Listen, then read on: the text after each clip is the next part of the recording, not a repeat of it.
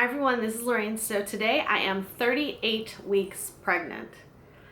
I'm nearing the end, which is completely crazy.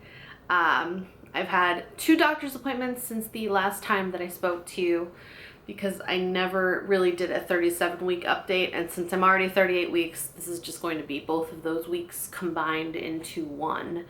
So I've had 2 doctor's appointments since then. At both of the doctor's appointments, I've had cervix checks.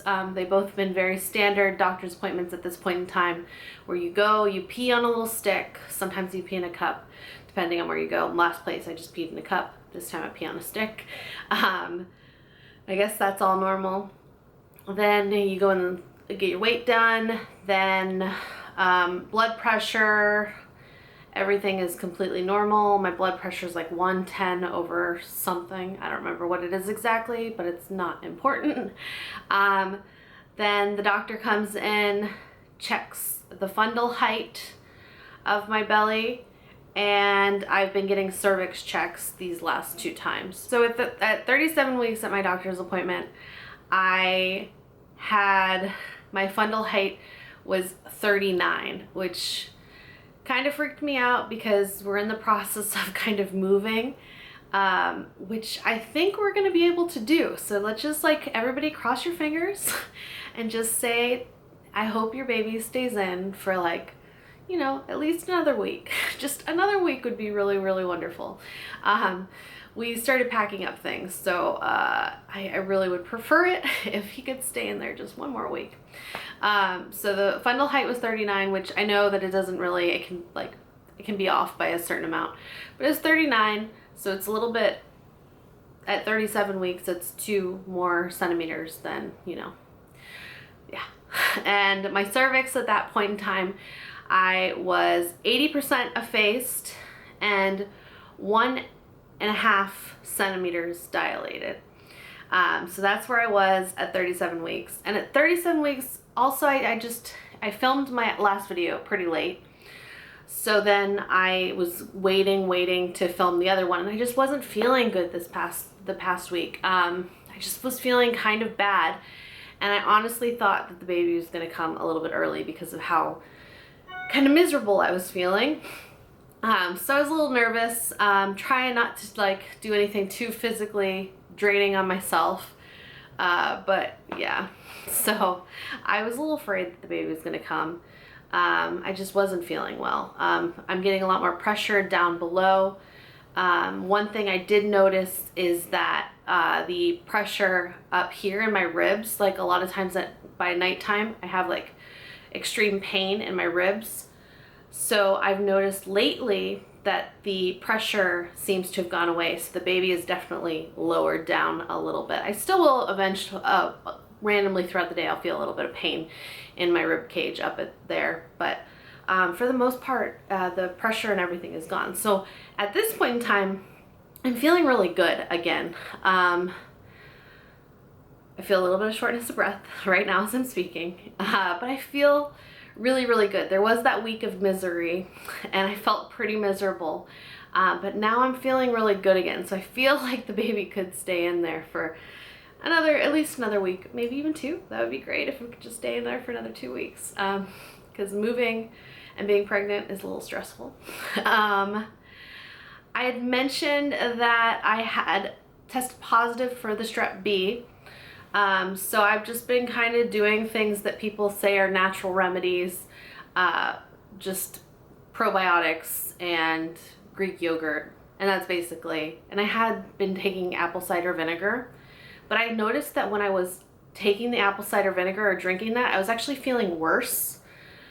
So I just stopped. I ceased taking and consuming apple cider vinegar. So really all I've been doing is taking probiotic vitamins and eating some Greek yogurt.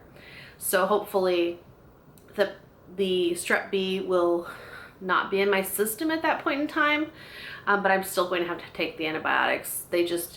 I read something along the lines of online, I don't know, I read something online where it was even if you test for it and then you test negative for it later, they still want you to take the antibiotics because it's in your system, just something that's in your system. And I think that even with pregnancies after that, they still want you to get the antibiotics since you had tested previously for it. And then I never heard anyone else tell me that they had had strep B. And then after I made this video, I had 2 friends both tell me that they had the strep B. And one had to take the medicine, and then the other one, she progressed so quickly that she had the baby within like 30 minutes. Like, that's why I was like super scared about the strep B, but she progressed so quickly that she didn't even get a chance to take the antibiotics. So, and both of them have perfectly healthy children. So that made me feel a lot better. So the strep B was stressing me out, so that might have been why I was feeling not so good. But now I feel good. I feel good. And I read something, or a friend of mine told me also that the strep B, a lot of people that test negative for it actually are positive for strep B, but for whatever reason it doesn't test positive. So it's actually better that I tested positive, and then I get the antibiotics just as a, we'll see if I get the antibiotics or not, but you know what I'm saying. So I was a little stressed out about that, but I feel good now. My hospital bag's packed, had my second doctor's appointment, my 38-week doctor's appointment, and that one went pretty much the exact same as my 37-week. I am still 80% effaced, 1.5 centimeters dilated. So it's really hard to say. My doctor's like, you know, you can't tell, you know, there's no way of telling whether you could go in the next couple days or you could go a couple weeks. You can't really tell.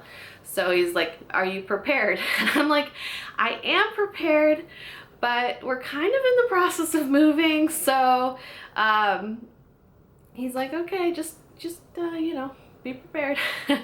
But yeah, so that's it. I think that's everything, but I really feel good. Like, these last couple days I felt extremely good. So I don't really necessarily feel like the baby's coming. Oh, one day though, like 2 days ago, it was after my doctor's appointment, when I went to the bathroom, I wiped, and there was like this stringy, like 3 pieces of stringy red. And I think it was from having my cervix checked, because I haven't had anything since, but I was afraid I was losing my mucus plug. Is that what it's called? Yes, I think that's what it's called. I was afraid I was doing that because last time when I actually did lose my mucus plug, I delivered the baby. I delivered Graham, I think, in about 2 days after. So I was a little nervous about that, especially the moving thing. We have like moving set in the next couple days. So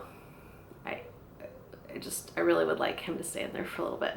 I think that's pretty much it though. I wanted to do a video with my husband, but it's been like, we've just been hectic. Like, everything has been so hectic. Just moving, packing, all that fun stuff. So wish me luck. I will show you my belly now.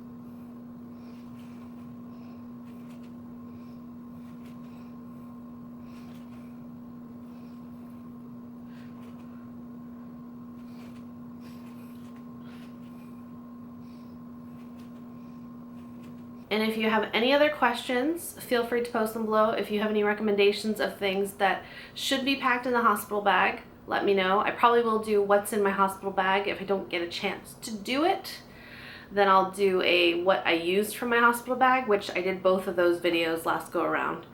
But I didn't have that much going on last go around. And I kind of like just threw stuff together in this time, so I feel like I'm missing something. So if you have anything that you're like, I forgot this, but you know, just let me know. But yeah, that's it. So I will see you all very soon with another video. Hopefully you see me with another video. Let's cross our fingers that I have another, my 39-week update, because that would mean that everything is good. And when I film that one, I'll probably be in my new house. So I don't think the baby room will be anywhere near what it should be, but we're working on it. We're getting there. All right. Goodbye.